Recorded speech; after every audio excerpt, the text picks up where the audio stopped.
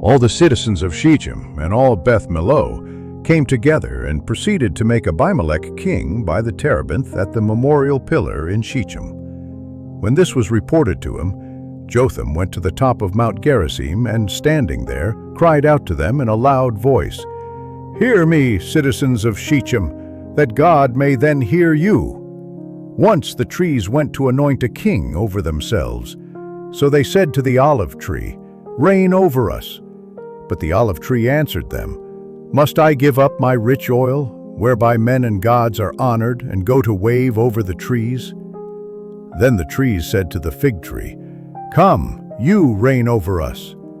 But the fig tree answered them, "Must I give up my sweetness and my good fruit, and go to wave over the trees?" Then the trees said to the vine, "Come you and reign over us." But the vine answered them, "Must I give up my wine that cheers gods and men, and go to wave over the trees?" Then all the trees said to the buckthorn, "Come, you reign over us." But the buckthorn replied to the trees, "If you wish to anoint me king over you in good faith, come and take refuge in my shadow. Otherwise, let fire come from the buckthorn and devour the cedars of Lebanon." Jesus told his disciples this parable. The kingdom of heaven is like a landowner who went out at dawn to hire laborers for his vineyard. After agreeing with them for the usual daily wage, he sent them into his vineyard.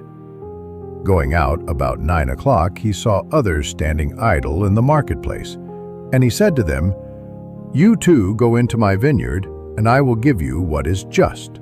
So they went off. And he went out again around noon, and around 3 o'clock, and did likewise. Going out about 5 o'clock, he found others standing around and said to them, "Why do you stand here idle all day?" They answered, "Because no one has hired us." He said to them, "You too go into my vineyard." When it was evening, the owner of the vineyard said to his foreman, "Summon the laborers and give them their pay, beginning with the last and ending with the first." When those who had started about 5 o'clock came, each received the usual daily wage. So when the first came, they thought that they would receive more, but each of them also got the usual wage. And on receiving it, they grumbled against the landowner, saying, "These last ones worked only 1 hour, and you have made them equal to us, who bore the day's burden and the heat."